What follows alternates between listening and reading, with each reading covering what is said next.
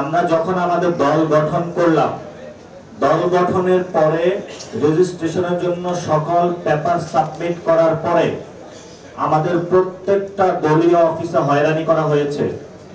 বিভিন্ন সংস্থার যারা ব্যক্তিবর্গ রয়েছে তারা সেখানে যারা ভাড়া দিয়েছিল তাদেরকে ডিস্টার্ব করেছিল এবং মাঠ লেভেলে তাদেরকে হুমকি থেকে শুরু করে পারিবারিক হেনস্থা পর্যন্ত তাদেরকে করেছিল।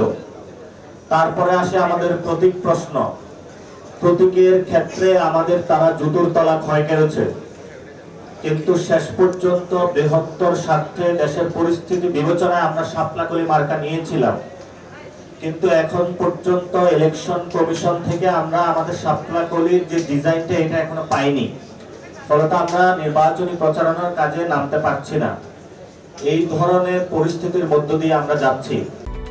Japan Bangladesh joint venture company JBS holdings limited. মহান যে মুক্তিযুদ্ধ হয়েছিল সেখানে মুক্তিযুদ্ধের চেতনা ছিল সাম্য, মানবিক মর্যাদা এবং ন্যায় বিচার। এই তিনটি চেতনা থেকে মুক্তিযুদ্ধকে শুধু আওয়ামী লীগ নিজের পকেটস্থ করেছিল। ফলত চেতনা অর্থ খারাপ না, স্পিরিট জিনিসটা খারাপ না। যদি সাম্য, মানবিক মর্যাদা এবং ন্যায় বিচারের ভিত্তিতে একটি দেশ আমরা গড়তে পারতাম, তাহলে আজকে 2024-এ এসে আমাদের 2022 শহীদ হতো না।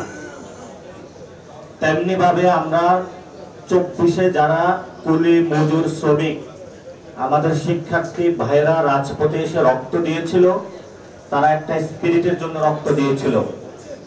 তাদের স্পিরিটটা ছিল বাংলাদেশে একটা নিউ সেটেলমেন্ট হবে, বাংলাদেশে একটা সোশ্যাল কন্ট্যাক্ট হবে, বাংলাদেশের পলিটিক্যাল কালচার যেটা রয়েছে সেটার পরিবর্তন হবে। এই অভ্যুত্থানের স্পিরিট ছিল, আর কোন ব্যক্তি বা পরিবার ব্যক্তপাত করতে পারবে না। এই অভ্যুত্থানের স্পিরিট ছিল আমরা নারীদের জন্য একটি সুন্দর সমাজ তৈরি করব। এই অভ্যুত্থানের স্পিরিট ছিল আমাদের যারা মিডিয়া সেক্টরে ভাইরা কাজ করছেন তাদের জন্য আমরা সুন্দর এনভায়রনমেন্ট সৃষ্টি করে দিব। এই গণ অভ্যুত্থানের স্পিরিট ছিল আমাদের ট্রান্সপারেন্সি এবং অ্যাকাউন্টেবিলিটি ভিত্তিক একটি ব্যুরোক্রেসি হবে। এই গণ অভ্যুত্থানের স্পিরিট ছিল আমাদের জনগণের public education, public health care থেকে শুরু করে জনগণের যে সেবাগুলো রয়েছে সেই সেবাগুলো প্রমিস আকারে আমরা মানুষের কাছে ডেলিভারি করব। সেগুলোর জন্য যে চুক্তি বা পত্র, সেই চুক্তিনামাটা ঐক্যমত কমিশনে বানানো হয়েছিল, কিন্তু আপনারা জানেন সেই চুক্তিনামা ভবিষ্যতে যারা সংসদে যাবে তাদের হাত ধরেই কিন্তু বাস্তবায়ন হবে। ফলে গণ অভ্যুত্থানের যারা এই লড়াইটা করেছিল তাদের সংসদে যাওয়াটা অপরিহার্য, এবং এই জন্য আমরা যারা ভালো ক্যান্ডিডেট তাদেরকে ঘোষণা করব ভবিষ্যতে। এখন আজকে তাদের ভাইবা শুরু হবে এবং তারা শাপলাকলি মার্কা নিয়ে সংসদে যাবে। তারা আপনাদের যে স্পিরিট গুলা রয়েছে, যে জন্য আপনাদের ভাই শহীদ হয়েছে, আহত হয়েছে, সেগুলো আমরা সংসদে গিয়ে সত্যিকার অর্থে বাস্তবায়ন করব। এই সংসদে একটা রিফর্ম অ্যাসেম্বলি হবে, একটি উচ্চ কক্ষ হবে। এখনো আমাদের বিচার বিভাগ স্বাধীন নয়। আমরা বিচার বিভাগ স্বাধীন করতে চাই, এটা গণ অভ্যুত্থানের চেতনা। যেই চেতনাগুলোর কথা বলি আমরা, সেগুলো যদি সত্যিকার অর্থে আমরা বাংলাদেশে বাস্তবায়ন করতে পারি, তাহলেই ভবিষ্যৎ যে বাংলাদেশের স্বপ্নটা আমি আপনি দেখি সেটা আমাদের গঠন করা সম্ভব। আমরা এখন যদি নির্বাচন প্রক্রিয়াতে আসি, আমরা যখন আমাদের দল গঠন করলাম, দল গঠনের পরে রেজিস্ট্রেশনের জন্য সকল পেপার সাবমিট করার পরে আমাদের প্রত্যেকটা দলীয় অফিসে হয়রানি করা হয়েছে। বিভিন্ন সংস্থার যারা ব্যক্তিবর্গ রয়েছে তারা সেখানে যারা ভাড়া দিয়েছিল তাদেরকে ডিস্টার্ব করেছিল এবং মাঠ লেভেলে তাদেরকে হুমকি থেকে শুরু করে পারিবারিক হেনস্থা পর্যন্ত তাদেরকে করেছিল। তারপরে আসে আমাদের প্রতীক প্রশ্ন।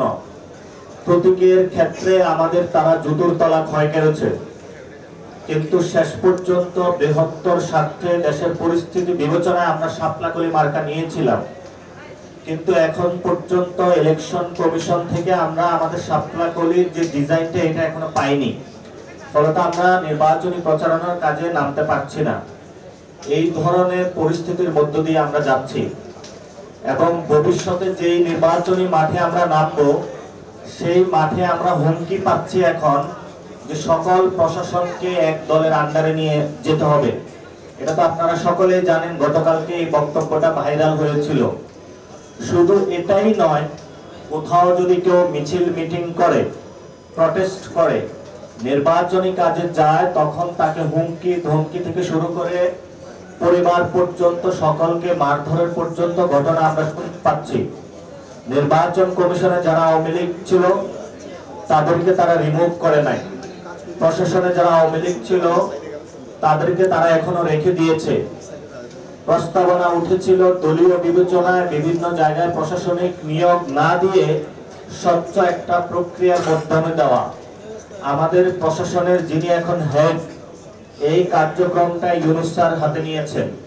ফলত এই ইলেকশনে যদি কোনো ত্রুটি হয়, যারা রিটার্নিং অফিসার থেকে ডিভিশনাল যারা ডিসিএসপি রয়েছেন তারা কাজ করবেন, এই জবাবদিহিতার আওতায় কিন্তু ডক্টর ইউনূসকে আমরা আনতে বাধ্য হব।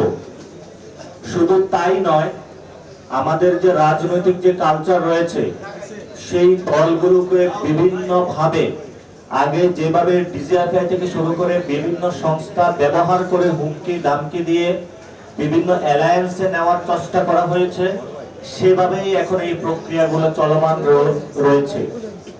আমরা এখানে সুস্পষ্টভাবে বলতে চাই যে আমাদের দলীয় প্রতীকেই আমরা ইলেকশন করব। আমরা অপরাপর যে রাজনৈতিক দলগুলো রয়েছে তাদেরকে আহ্বান জানাবো যে আপনারা আপনাদের দলীয় যে প্রতীক রয়েছে সেটাতেও অংশগ্রহণ করুন। ফলত যে ধরনের রাজনৈতিক সমঝোতা বা এই ধরনের রাজনৈতিক পকটস্থ ছোট দল থেকে করা সেই সংস্কৃতি থেকে আমরা এবার বেরিয়ে আসতেছি। আমরা আপনাদেরকে প্রমিস করেছিলাম, আমরা একটা রেভলিউশনারি ফোর্স হিসেবে কাজ করেছিলাম, আমরা এখন ডেমোক্রেটিক প্রক্রিয়ার মাধ্যমে যাচ্ছি। কিন্তু এই ডেমোক্রেটিক প্রক্রিয়ায় আমরা যখন তরুণদেরকে নিয়ে যাচ্ছি, তরুণদেরকে কিন্তু রেভলিউশনারি জায়গায় এখন অনেক ঠেলে দিচ্ছেন। এই প্রক্রিয়া থেকে বের হওয়ার জন্যই আজকের এত আমাদের আয়োজন।